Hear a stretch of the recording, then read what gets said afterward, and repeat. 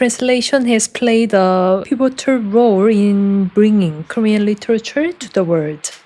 As someone closely associated with literary translation, what message would you like to convey to Miss Deborah Smith, who translated Hangang's work? Additionally, what advice would you offer to emerging scholars and translators dedicated to and translating Korean literature? Thank you. Well, first of all, and I've said this many times before, but again, obviously, huge congratulations as well to Deborah, but also to my colleague and Anders Karlsson at SOAS, who, with his wife, they co-translated two of Hangang's recent works into Swedish language, and of course.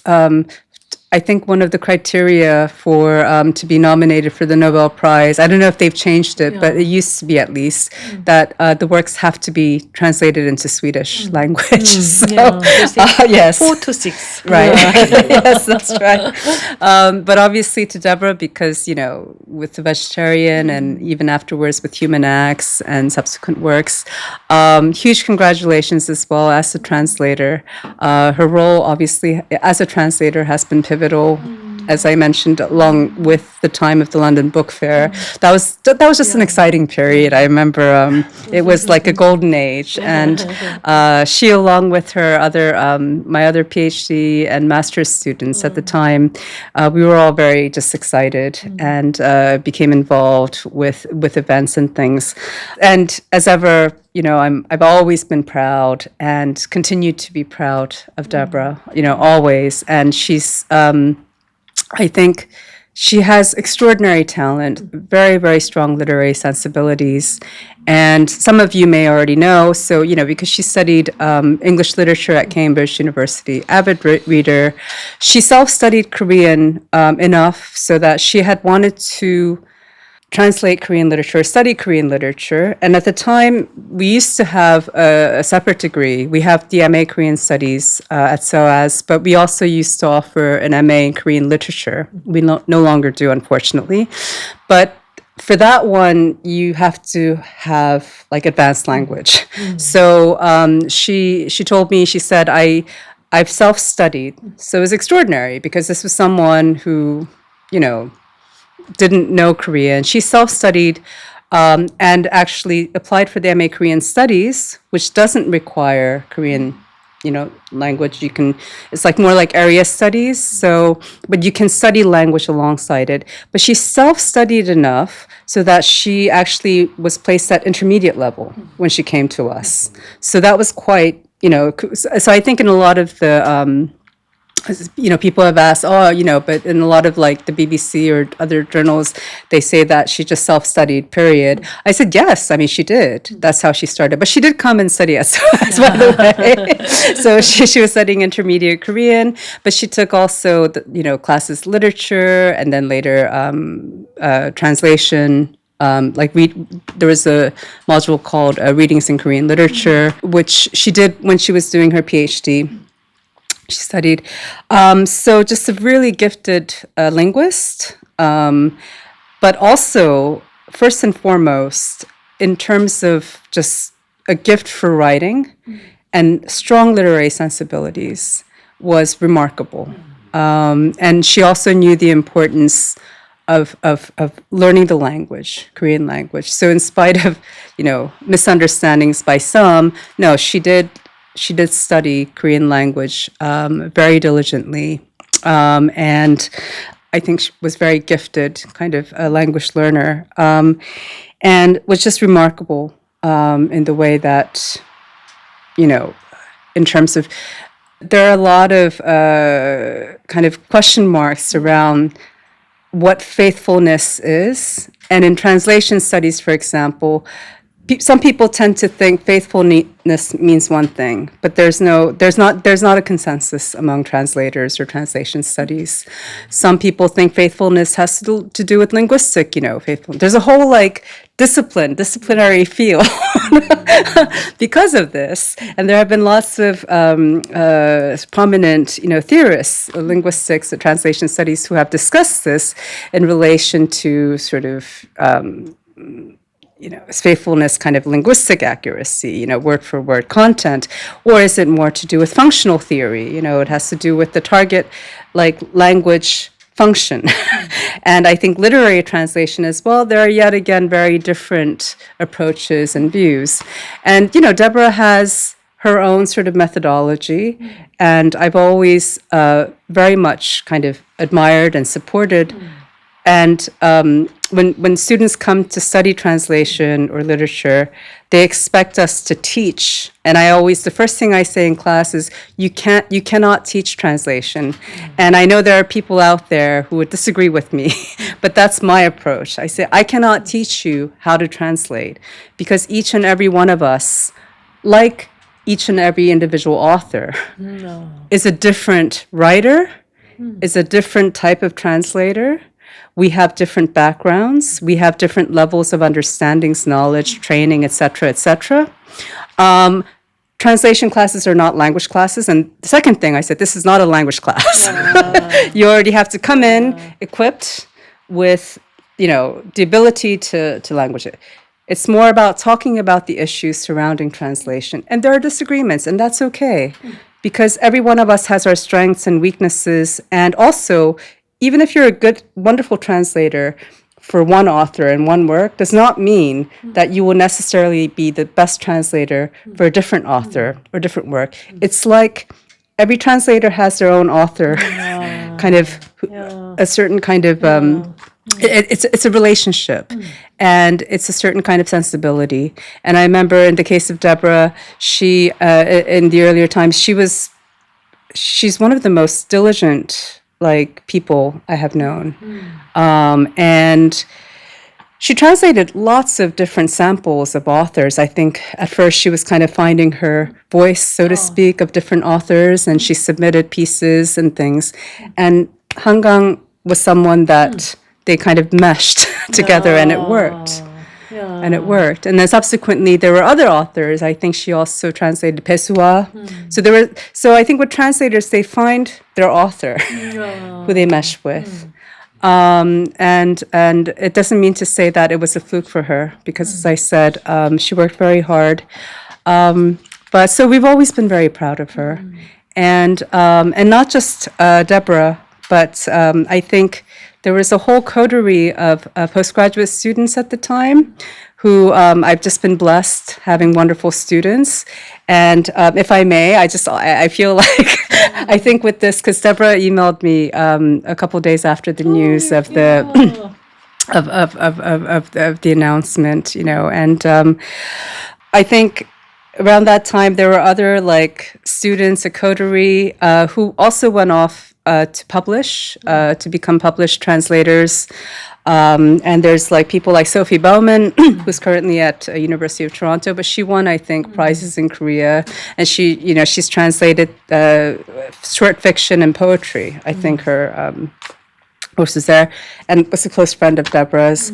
And Victoria Caudle, who did her undergraduate studies in Korean with us, and she's also very active kind of translator. And Matsu Mandersloot and Vivian Overas, two students whose first language are Dutch and Norwegian, respectively, but they came to SOAS and working with different languages, but they've received prizes for, translations in their native languages. And I think Vivian actually did the Norwegian translation of Human Acts, I think, or Vegetarian, which was also acclaimed.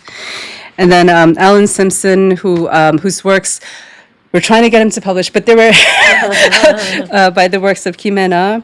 And they were kind of a really, not all of them, but particularly Sophie, I think it was Alan. And then there were some Korean, slightly older 언니들. 경수 Kim, Munyeong Kim, 편정심, 좀 Korean 언니들 who are doing MA Korean literature, who really looked after them as well, especially when they went over to Korea. You know, 먹여주고 재워주고, you know, always supportive. And I think also it's that kind of, you need a community. And of course, Deborah also went off to find her, also connect with other translators. She founded the Tilted Access Press, which was very impressive while she was doing her PhD. I always thought she was, as we say in Korean, 학교에 가기는 좀 아까운 것 같아요. I thought, you know, she was too good to be just have an academic career. I felt like actually there's a whole other sort of area that, and I was going to have a talk with her about that. Not that she was a brilliant scholar as well, but I just felt, gosh, like, to be in academia is not like necessarily you know, a great thing. And I still remember I was going to have lunch with her and I was going to just ask, you know, what she thought.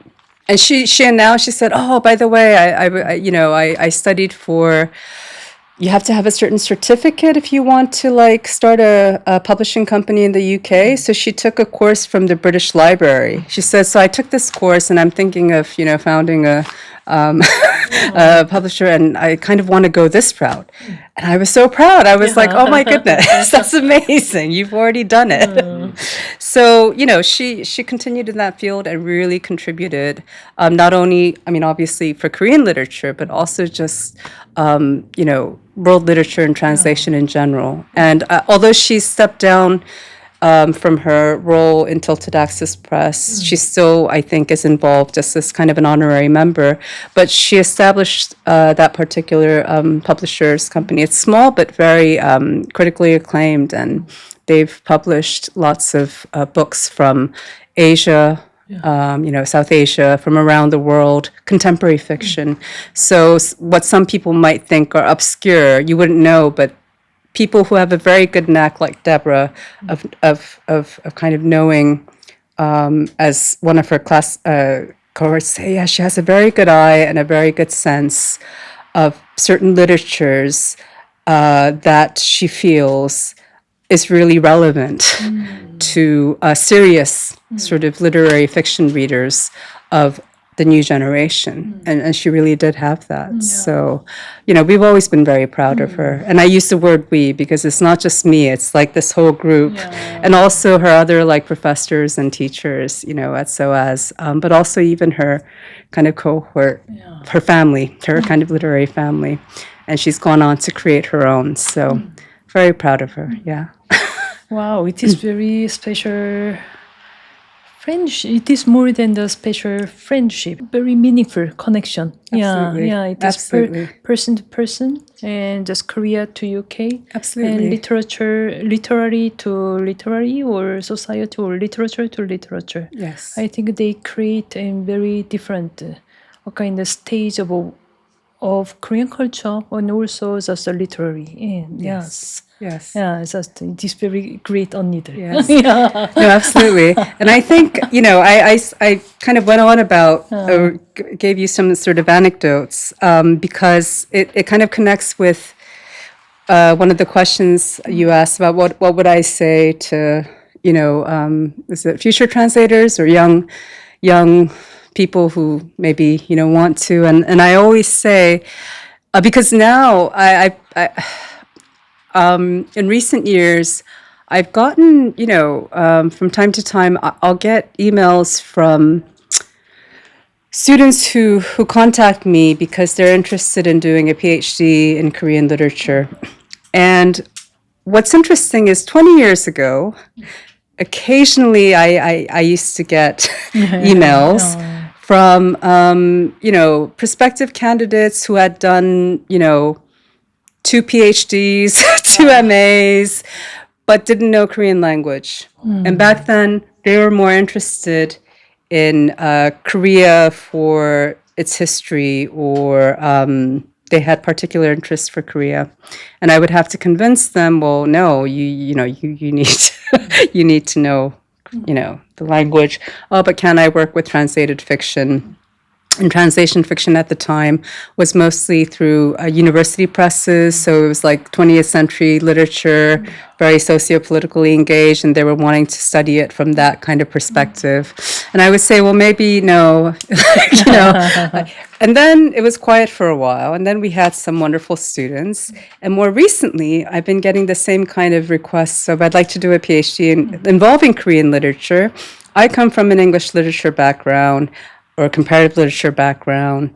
Do you know Korean? Oh, I've been self-studying. So I was thinking, okay, how is your Korean? Oh, I said, well, if you want to do a PhD, you either have, no, I said, if you don't know the Korean language, no. Because even DaeHwa, she had to, start from at a master's level. She took some time, she went off, she went to Korea. I said, absolutely not. And it kind of made me think, I said, it's not to discourage you, but it's more, especially if they're interested in academia, lots of competition, and then I would always say, well, think of it this way. If a Korean person said they're doing English studies, but didn't know English, that would be laughable, right? And I think that's when people kind of realize, oh, yes, of course.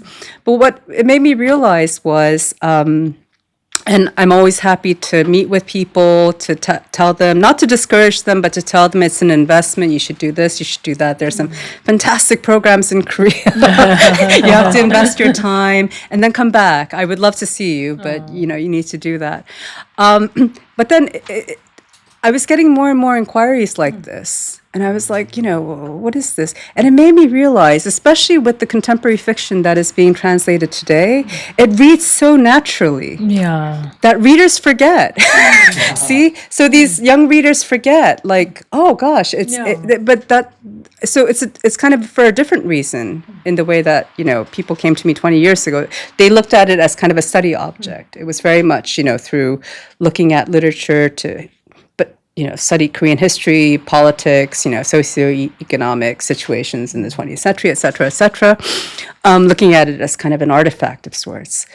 But this new generation, I think the quality of, translations in Korean fiction, and also because they're available through mainstream publishers and bookshops.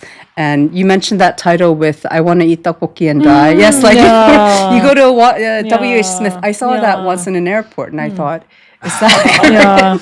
And I read about it. So it's done in such a kind of a way that even target text like language readers almost forget, right?